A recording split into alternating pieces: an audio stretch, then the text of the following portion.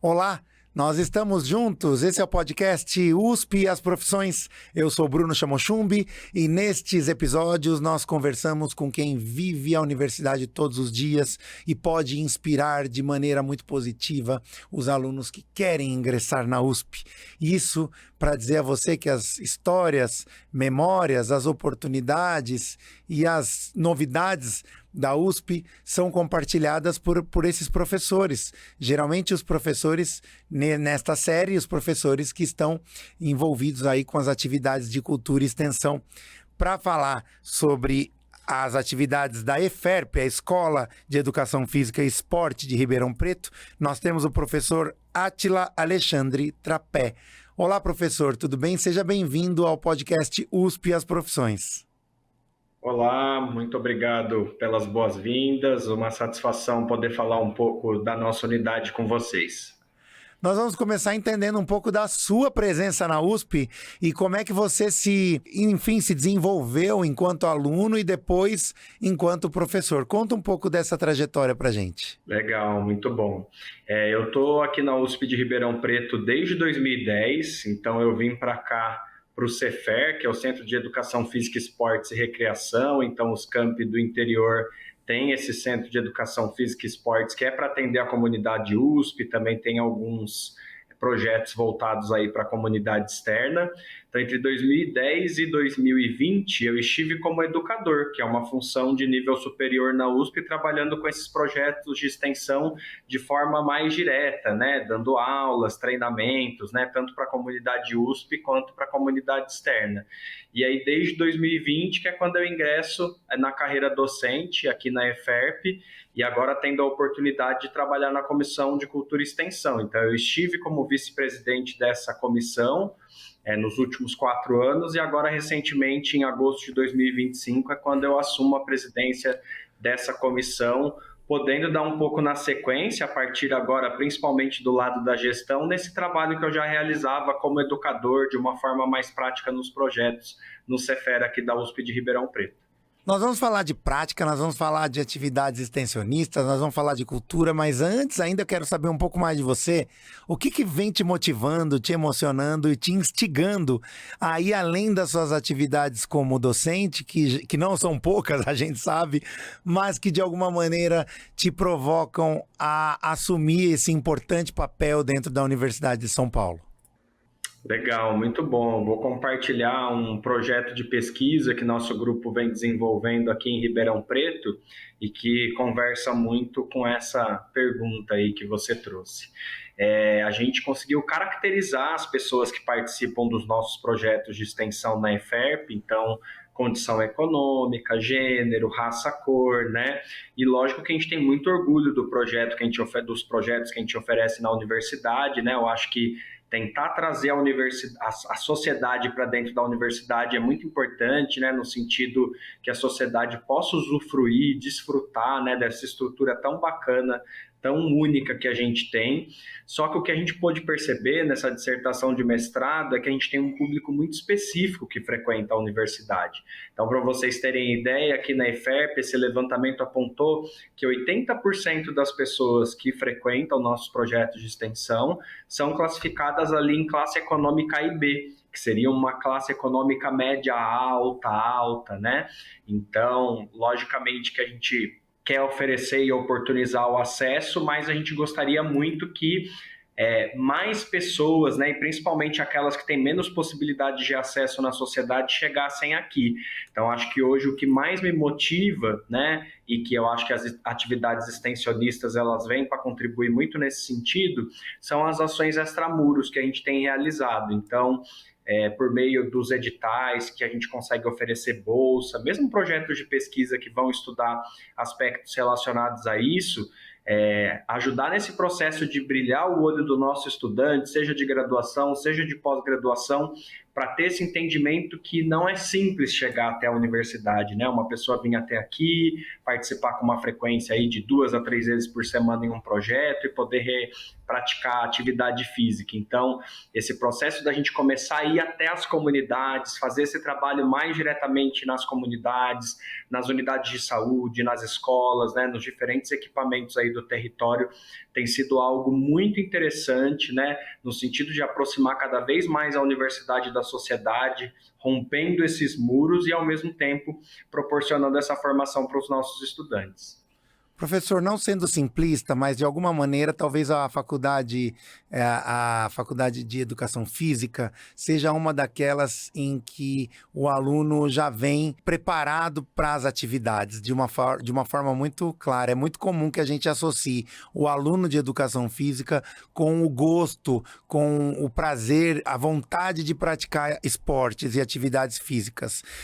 E isso vem acontecendo com mais impacto no âmbito da sociedade após a pandemia. As pessoas começaram a despertar para a atividade física de uma maneira muito ampla, né? Se a gente observar, a quantidade de academias aumentou muito no Brasil, a disposição para por exemplo, pessoas que vão atrás de profissionais como educadores físicos, personal trainers, que atuam como personal trainers, nutricionistas, nutrólogos, médicos especializados em determinados tipos de dietas.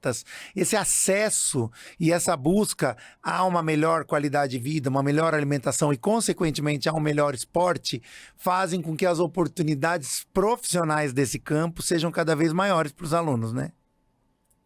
Sim, sim, eu acho que a nossa área ela vem se desenvolvendo muito e ganhando muito espaço nesse trabalho interprofissional, né? Que, como você mesmo disse aí, a gente tem uma relação muito forte aí com outros núcleos de conhecimento da área da saúde.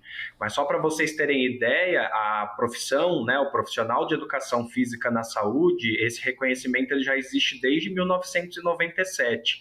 Então, estamos para completar 30 anos desse reconhecimento pelo Conselho Nacional de Saúde, e eu estou falando aqui de uma das vertentes de atuação do profissional de educação física, que seria na saúde. Mas a gente vai ter essa atuação acontecendo em diversos outros contextos, né? Então, a gente tem no ambiente escolar, tanto no contexto da educação formal, quanto na pedagogia do esporte. A gente vai ter esse contexto da pedagogia do esporte também nas escolinhas de esporte, as pessoas que praticam esporte no lazer, enquanto esporte participação. A gente vai ter essa atuação no mercado fitness, né, que você mesmo traz aí a questão do personal trainer, das academias. Então, assim, o Brasil, ele é o segundo país do mundo em número de academias, então é uma população que tem bastante acesso a esses equipamentos, né?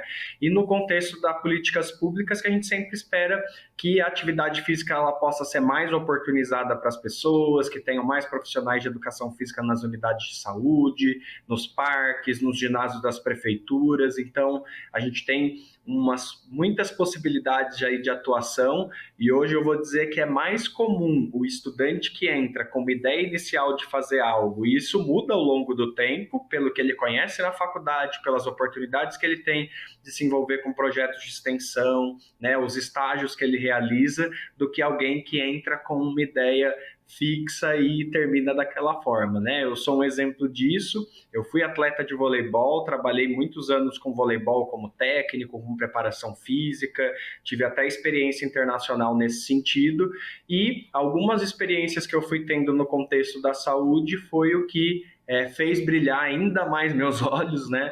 E hoje eu atuo aí nesse contexto da educação física e saúde. Então, hoje é uma realidade o profissional de educação física no Sistema Único de Saúde, no SUS. A gente tem aí mais de 11 mil cadastrados aí no Brasil atuando diretamente nesse sentido. Muito bom ter essas informações, né, e esses números, e principalmente entender que a estrutura da academia está cada vez melhor. Fala pra gente um pouco sobre a estrutura que a USP de Ribeirão Preto tem, exatamente para quem atua na área do esporte. Que tipo de estrutura física vocês têm? Vocês têm quadras, vocês têm espaços para treinamentos, vocês têm piscina? O que vocês têm nesse complexo todo, que é o complexo aí esportivo da USP de Ribeirão Preto? Legal, a gente tem então um ginásio poliesportivo, ele tem dimensões oficiais 40 por 20, até recentemente o nosso ginásio ele esteve ali entre os ginásios da cidade de Ribeirão Preto para sediar os jogos regionais que aconteceram aqui esse ano. A gente tem uma quadra externa coberta também com essas mesmas dimensões oficiais, então ela é aberta nas laterais. Temos um campo de areia, né? Então, uma quadra que principalmente o pessoal joga beach tênis, vôlei de areia, futevôlei, mas é um espaço de areia que também pode ser utilizado para outras atividades. Temos também um ginásio olímpico, e nesse ginásio olímpico temos um espaço reservado para dança com espelhos, um tatame para a parte de lutas e toda a estrutura de ginástica olímpica que coloca a nossa unidade como referência com os equipamentos que temos hoje. Uma piscina semiolímpica, aquecida. Então, apesar de Ribeirão Preto ser uma cidade bem quente, temos alguns momentos do ano que a temperatura cai um pouco, então esse aquecimento ele acaba sendo bastante importante. E atualmente 2 prédios em que um primeiro ele tem uma característica mais administrativa, então tem seções que atuam ali em diferentes contextos da gestão da unidade, e um outro que fica mais as salas de aula. Então a gente tem salas de aulas da graduação, que são salas maiores, comportam 60, 70 pessoas, e outras da pós-graduação, que são um pouco menores. E temos laboratórios espalhados por toda a unidade, então o estudante que vier estudar conosco, ele tem a possibilidade de vivenciar e realizar atividades de pesquisa e mesmo de ensino em laboratórios como de fisiologia e metabolismo, de biomecânica e comportamento motor. Temos o LACID, que é de ensino antropometria e desempenho humano. Temos laboratório de pedagogia do esporte. Então, esses laboratórios, entre outros aí, né, eles estão sempre à disposição para as atividades de ensino, para as atividades de pesquisa e também de extensão universitária nesses projetos em que oferecemos aqui, né, centenas de vagas para que a sociedade possa vir usufruir aqui do nosso espaço. Nossa, muito interessante ver que realmente esses dois polos, né? O polo da comunidade acadêmica, né? Que tem os docentes, os discentes, utilizam esses espaços, mas a comunidade também. E aí, se a gente fala que a comunidade utiliza esses espaços, já são utilizações que se valem da prática, de forma muito positiva, da prática da extensão. Que atividades a gente pode destacar usando esses espaços e envolvendo os alunos e professores na prática da extensão? Legal, muito bom. Então, assim, a prática da extensão, eu acho que ela tem como carro-chefe essa aproximação com a sociedade, né? Oportunizar para a sociedade aquilo que está sendo construído na universidade.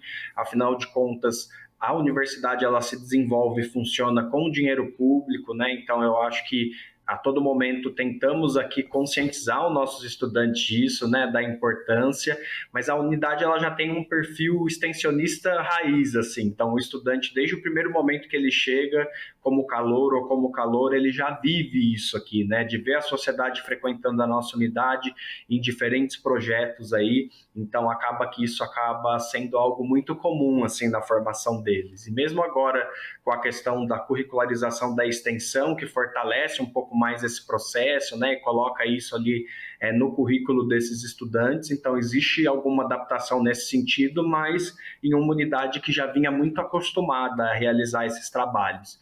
E aí acaba sendo um ambiente muito rico, porque além de oferecer um retorno para a sociedade, fazer com que a sociedade esteja presente aqui, é a formação desse estudante que vai sendo aprimorada para depois poder atuar aí nesse mercado de trabalho, né? Então, a extensão universitária ela vai promover essas possibilidades e também projetos de pesquisa que são realizados aqui a partir da nossa extensão. Então, hoje o estudante que vem para Ribeirão Preto, pensando nessa característica da nossa unidade, né, de perfil mais extensionista, ele acaba tendo um cenário muito prático durante a formação dele, né, em possibilidades de atividades das disciplinas da grade curricular sendo realizadas com esses projetos de extensão e mesmo estágios e atividades extensionistas que vão poder ser realizadas nesses projetos que acontecem na nossa própria unidade. Então, se for pensar num pleno funcionamento disso, a gente chega tranquilamente aí a um número de 1.000 vagas sendo oferecidas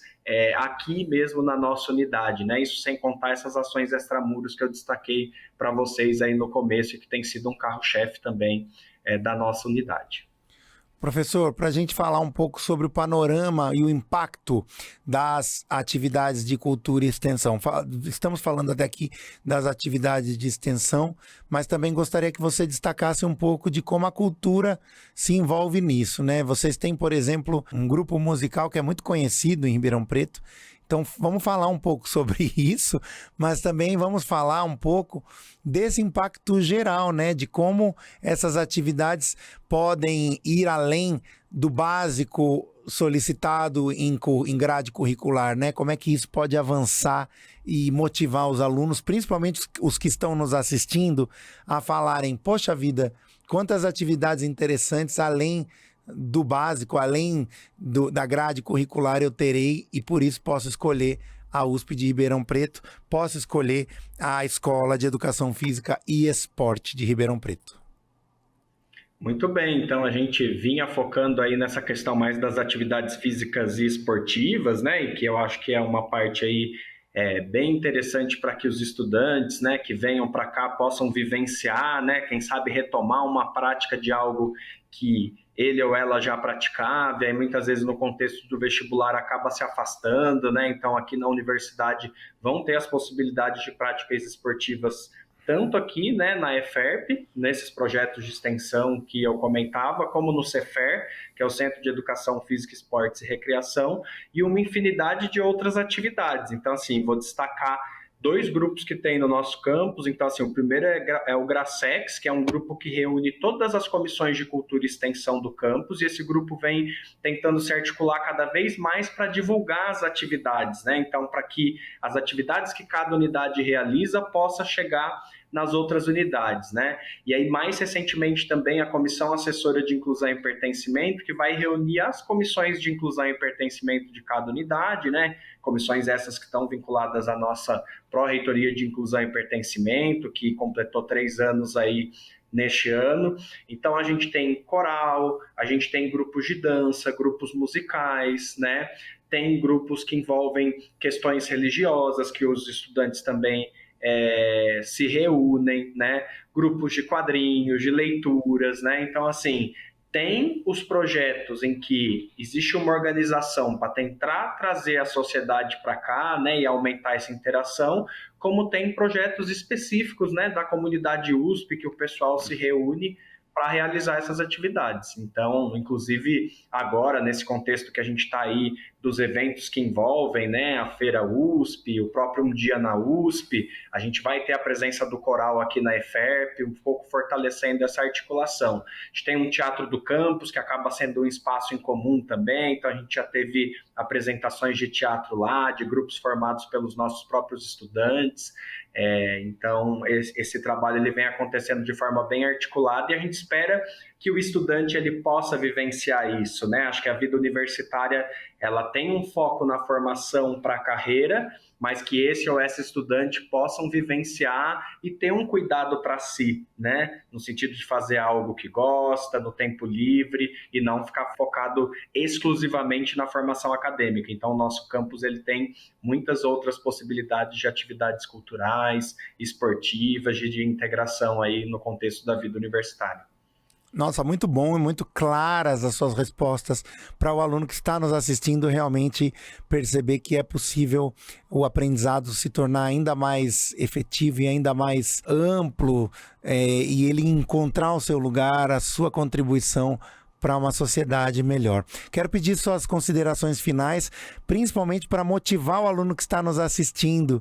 Por que ser um extensionista? Por que escolher a USP de Ribeirão Preto? Por que escolher a Escola de Educação Física e Esporte?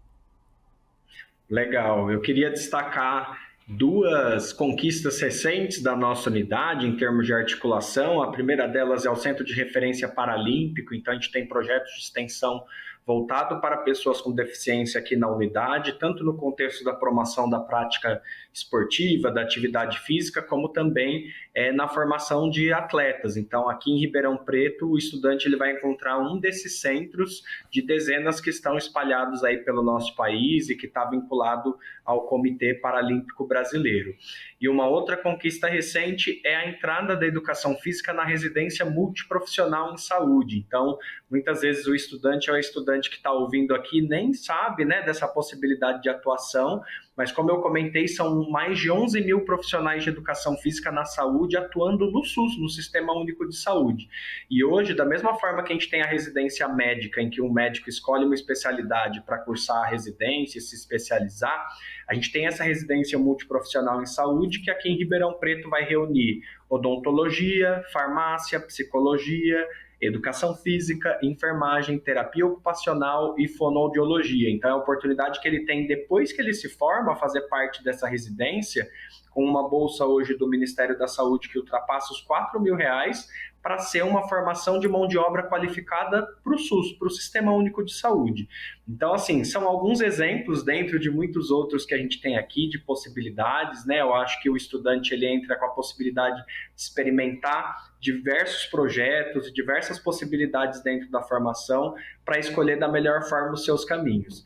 Ribeirão Preto é uma cidade de médio grande porte, né? Hoje Ribeirão Preto está com aproximadamente 700 mil habitantes. A gente tem tudo que uma cidade grande oferece, temos shoppings, temos aeroporto, temos uma grande rodoviária, facilidade de acesso para vários lugares e com a possibilidade do estudante, né, morando ali perto da universidade ou aqueles que conseguem, né, a moradia na universidade, conseguir fazer o tempo otimizar mais, no sentido de que, né, nos grandes centros a gente acaba tendo algumas dificuldades de deslocamento, de trânsito, né? Então, Ribeirão Preto é uma cidade muito agradável e que oferece muitas oportunidades aí para esse estudante vir estudar conosco.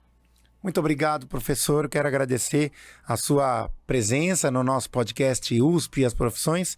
Professor Átila Alexandre Trapé, ele que é presidente da Comissão de Cultura e Extensão da Escola de Educação Física e Esporte de Ribeirão Preto, a EFERP. Falei direitinho? Perfeito, isso aí. Muito obrigado mais uma vez pela oportunidade. Até a próxima. Nós estamos no podcast USP e as Profissões. Eu sou Bruno Chamochumbi. Continue conosco. Aqui nós trazemos as visões de quem vive a universidade e pelo olhar da cultura e da extensão que amplia os horizontes da atuação universitária além muros. Essa é a USP. Eu sou Bruno Chamochumbi. Até a próxima.